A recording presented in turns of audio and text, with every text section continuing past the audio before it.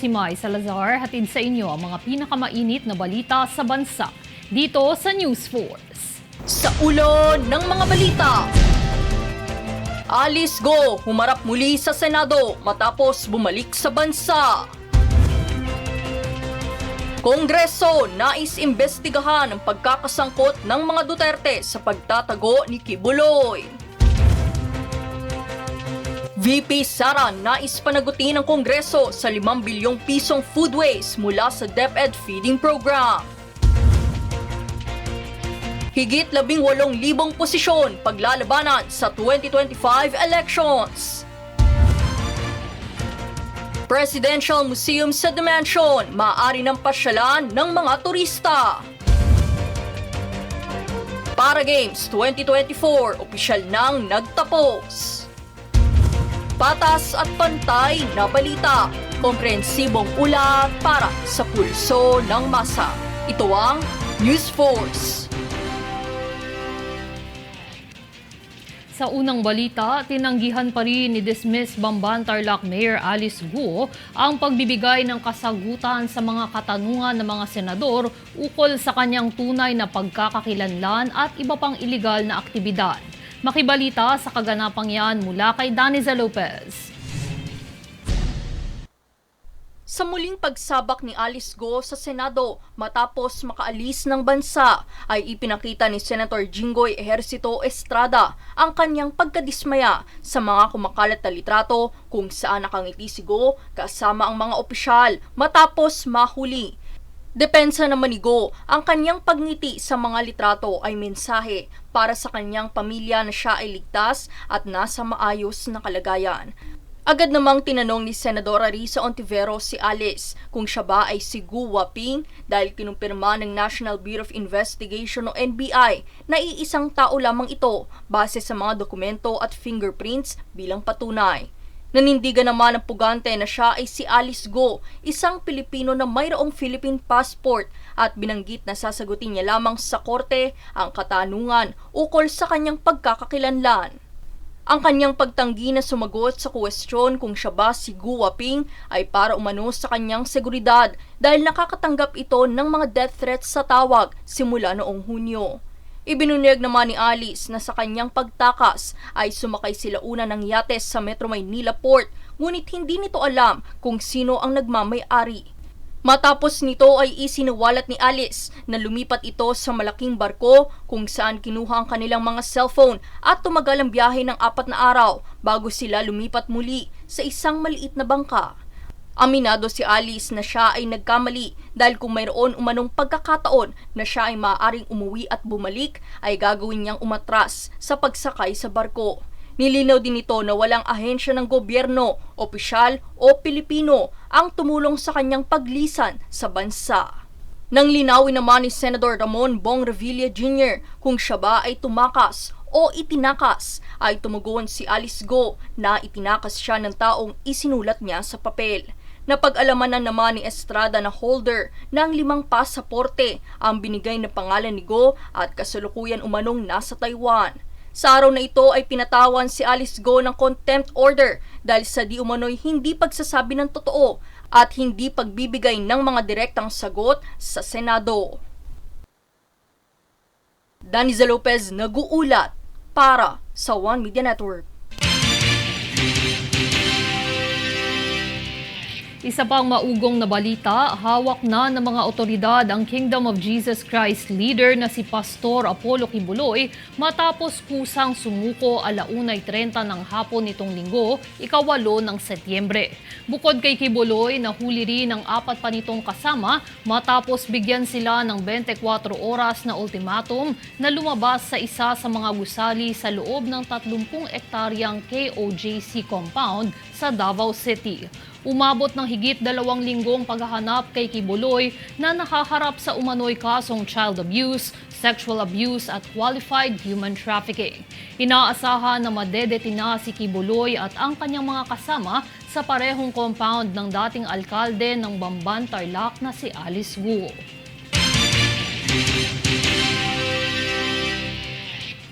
Pinaiimbestigahan ang posibleng pagkakasangkot ni na dating Pangulong Rodrigo Duterte at pangalawang Pangulo Sara Duterte sa pagtatago ni Pastor Apollo Kibuloy sa KOJC compound na nagdulot ng mga katanungan ukol sa kanilang pananagutan sa batas. Jade Buhoy para sa balita.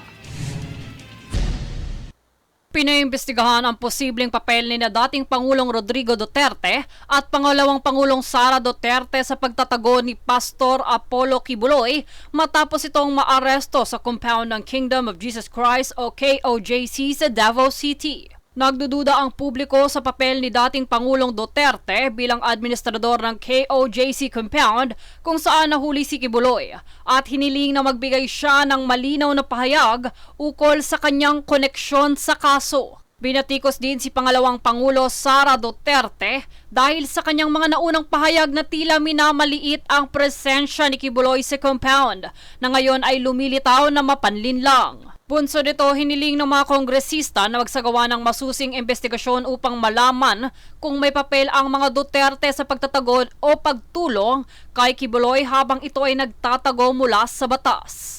Nananawagan ang mga kongresista na panagutin ang mga Duterte kung sakaling mapatunayang sila'y may kinalaman sa pagprotekta o pagpapahintulot kay Kibuloy na takasan ang hustisya dahil walang sinuman ang dapat na higit sa batas ayon sa Kongreso. Ukol dito, inihayag na ni Department of the Interior and Local Government o DILG Secretary Benhur Abalos ang matagumpay na pagkakaaresto kay Pastor Kibuloy sa Davao City.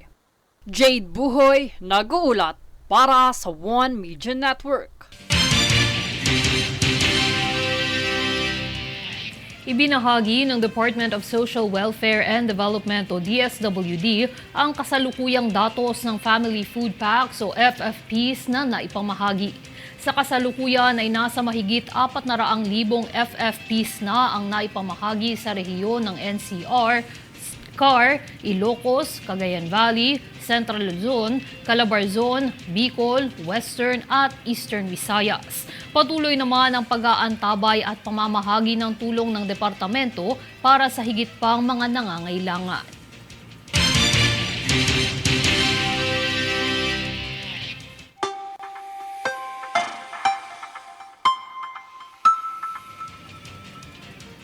Sa ating ulat panahon, isang low-pressure area ang namamalagi sa extreme northern Luzon habang habagat naman ang nakakaapekto sa natitirang bahagi ng Luzon. Asahan ng paminsan-minsang pag-ulan sa Ilocos Region, Apayao at Abra, habang kalat-kalat na pag-ulan naman sa Cagayan Valley, Central Luzon at Cordillera Administrative Region. Samantala, bahagyang sama ng panahon naman sa Metro Manila, Calabarzon, Mimaropa at Bicol Region.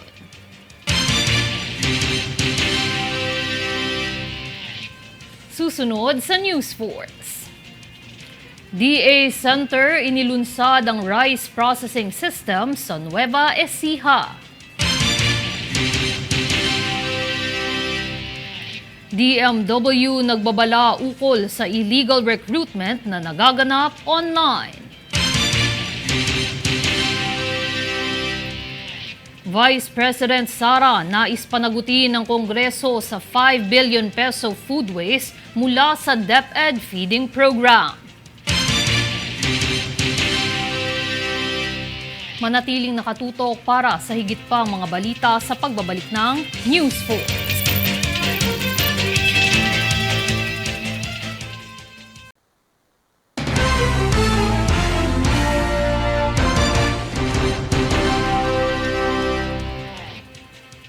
Nanindigan ang liderato sa Kongreso na kinakailangan ni Vice President Sara Duterte na panagutan ng 5 bilyong pisong halaga ng pondo para sa feeding program ng Department of Education o DepEd na siyang nauwi lamang sa pagkasira. Jade Buhoy para sa balita.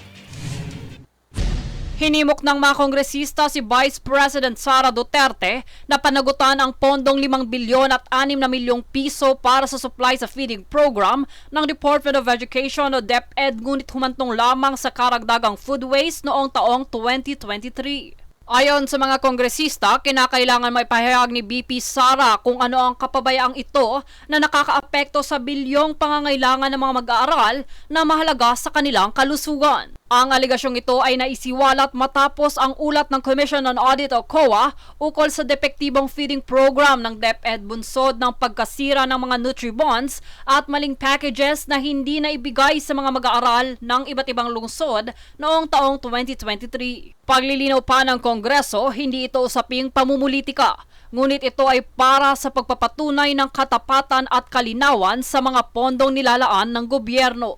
Jade Buhoy, nag-uulat para sa One Media Network. Inilunsad ng Department of Agriculture o DA Cooperative Enterprise for True Economic Reform o CENTER ang pinakabagong Rice Processing System 2 o RPS2 para sa probinsya ng Nueva Ecija. Ayon sa ahensya, ang pasilidad na hinandog ay hindi lang makakabenepisyo sa mga kooperatiba, ngunit sa mga magsasaka din sa probinsya.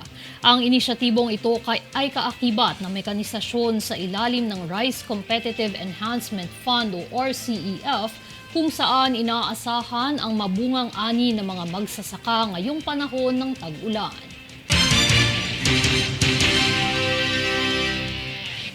Isang fake news umano ang ikinakalat na impormasyon ng Medical Action Group ukol sa pag-aalis ng Department of Budget and Management o DBM sa mga benepisyaryo ng PhilHealth. Yan ang balitang hatid ni Daniza Lopez.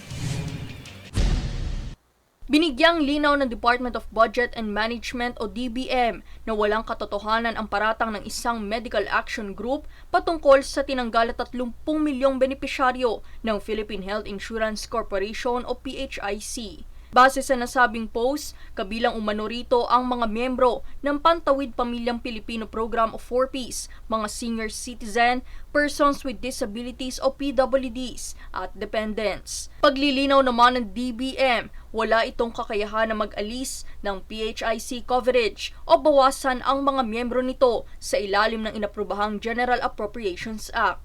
Kasalukuyan namang kumikilos na ang legal team ng DBM para sa agarang aksyon laban sa maling impormasyon na kumakalat online. Muli ring pinaalalahanan ng publiko na tanging tumutok lamang sa opisyal at lehitimong plataporma ng kagawaran para hindi maging biktima ng fake news. Daniza Lopez, nag-uulat para sa One Media Network.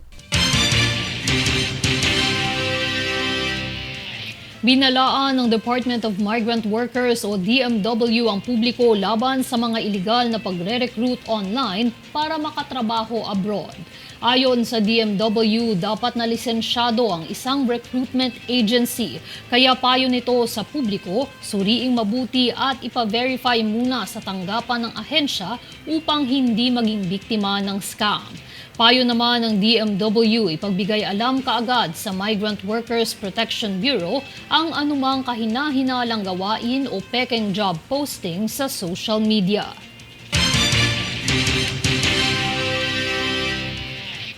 Muling nilinaw ng Philippine Statistics Authority o PSA na wala itong alok na tulong pinansyal sa mga rehistrado sa National ID. Atin niyang alamin mula kay Daniza Lopez. Nilinaw ng Philippine Statistics Authority o PSA sa publiko na walang katotohanan ang kumakalat na tulong pinansyal para sa mga rehistrado at mayroong national ID. Pagpapaliwanag nito, ang national ID ay nagbibigay lamang ng pagkakakilanlan at nagsisilbing valid proof of identity ng isang Pilipino.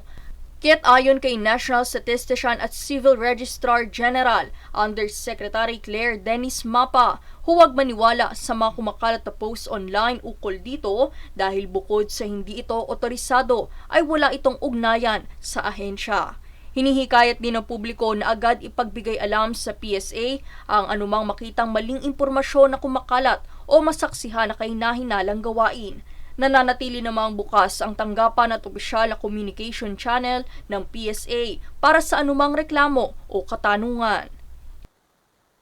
Daniza Lopez, nag-uulat para sa One Media Network. Nasa 18,271 na posisyon ang inaasahang paglalabanan ng mga sasabak na kandidato para sa 2025 midterm elections at Bangsamoro Autonomous Region in Muslim Mindanao o BARM parliamentary polls. Inaasahan ng COMELEC na umabot sa kalahating milyon ang mga tatakbong kandidato para sa susunod na taon. Kaugnay nito, aarangkada na ang filing ng Certificate of Candidacy ng mga kandidato sa unang linggo ng Oktubre. Susunod sa News Force. DTI naghahanda na para sa isasagawang Malaysia International Halal Showcase 2024. Presidential Museum sa The Mansion maaari ng pasyalan ng mga turista. Cannon Road pansamantalang isinara sa mga motorista. Manatiling nakatutok para sa higit pang mga balita sa pagbabalik ng News Force.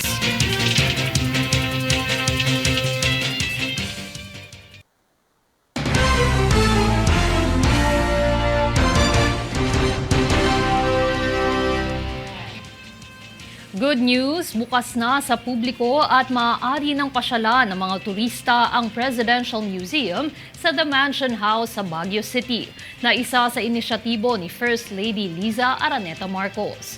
Kung ano ang dapat abangan, alamin sa ulat ni Princess Castro.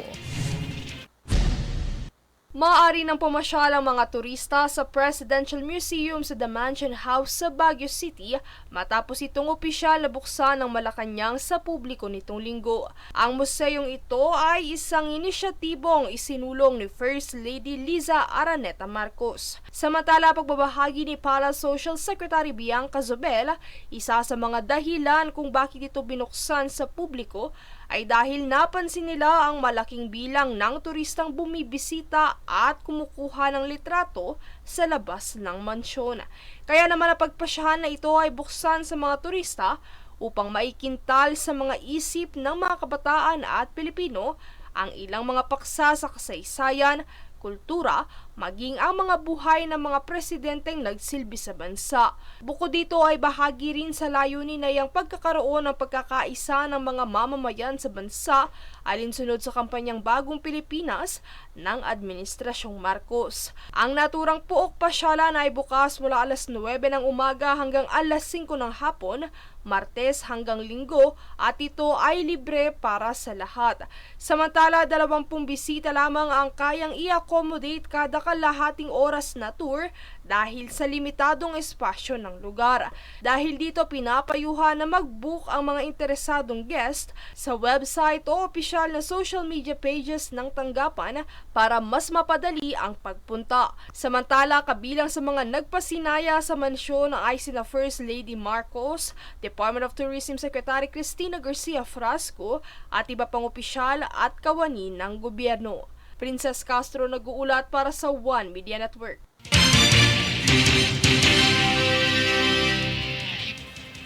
Bilang paghahanda sa isasagawang International Halal Showcase 2024, nagpulong ang mga stakeholder ng kaganapan sa pangunguna ng Department of Trade and Industry nitong kamakailan. Ang detalye alamin sa ulat muli ni Princess Castro. Sa pangunguna ng Department of Trade and Industry o DTI, nagpulong nitong kamakailan ang mga stakeholder na kasama sa isasagawang Malaysia International Halal Showcase 2024. Ang talakayan ay sinagawa bilang paghahanda ng kagawaran, ambasador ng Malaysia at 21 kalahok na Micro, Small, Medium Enterprises o MSMEs sa naturang inisyatibo. Napag-usapan ang mga iba't ibang pamamaraan at estratehiya kung paano higit na mapapaunlad ang mga produktong halal ng bansa sa internasyonal na merkado. Bukod dito ay tinuon din ng naturang pulong ang pagtatatag ng public at private partnerships, halal certification at competitiveness sa global halal market. Ang inisyatibong Halal Showcase ay nagmula kay Malaysian Ambassador His Excellency Datu Abdul Malik Melvin Castellino. Nitong kamakailan lang ay sinabi ni Ambassador Castellino sa isang panayam sa ika-67 anibersaryo ng Araw ng Malaysia na ginanap sa Makati City na kasama sa mga layunin ng kanyang tanggapan ay ang pagsulong sa industriya ng halal sa bansa. Ito anya ay hindi lamang para sa ikauunlad ng kultura ng dalawang bansa, kundi pati na rin ang pagdagdag nito sa matibay na relasyon ng Pilipinas at Malaysia. Princess Castro nag-uulat para sa One Media Network. Pansamantala munang isinara sa mga motorista ang Cannon Road sa Tuba, Benguet upang maiwasan ang insidente dulot ng madulas na kalsada. Ayon sa Department of Public Works and Highways Cordillera, kasalukuyang isinasaayos ang Camp 2 upang buksan ang isang seksyon ng kalsada para sa mga motorista. Pinayuhan ng publiko na dumaan muna sa Marcos Highway at Asin ng Alisan San Pascual Road bilang alternatibong ruta.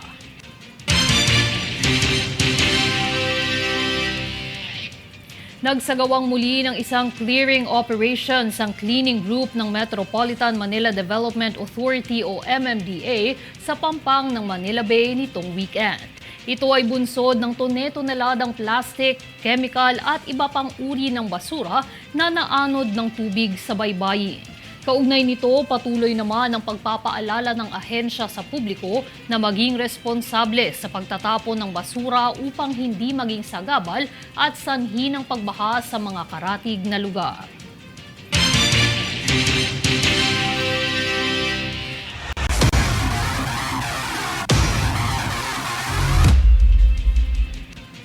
Balitang sports, matapos ang higit isang linggong pagtatagisan ng galing ng Paralympians sa Paris, France, opisyal nang nagtapos ang kampanya sa Paralympic Games 2024 nitong linggo. Naging makulay at makabuluhan ang closing ceremony ng prestigyosong kompetisyon matapos magtanghal ng mga awitin at sayaw ng iba't ibang performers. Samantala, bilang hudyat ng pagtatapos ng kompetisyon ay nagsagawari ng seremonyang pagpatay ng Olympic flame, gayon din ang pagkakaroon ng fireworks display. Gaya ng Olympics, ang susunod na stop ng quadrennial event ay gaganapin sa Los Angeles, USA. Ang susunod na Para Games ay nakatakdang maganap sa ika-22 ng Agosto hanggang ika-3 ng Setyembre sa taong 2028, habang ang Summer Olympics naman ay sa ika-14 hanggang ika-30 ng Hulyo sa kaparehong taon.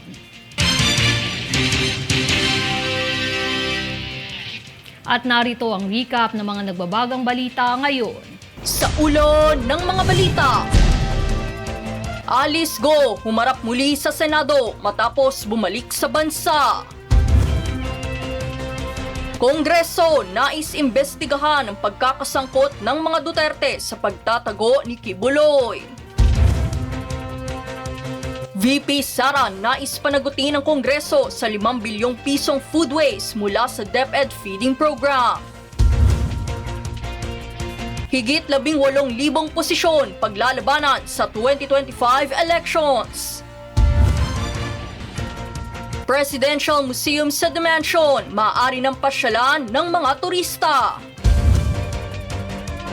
Para Games 2024, opisyal nang nagtapos.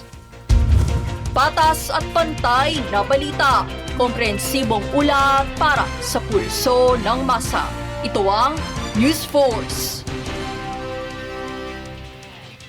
At yan ang pinakamainit na mga balita ngayong araw. Manatiling nakatutok sa aming mga ulat at updates sa aming Facebook page, facebook.com/One Media Network. Ako si Mai Salazar at ito ang News Force.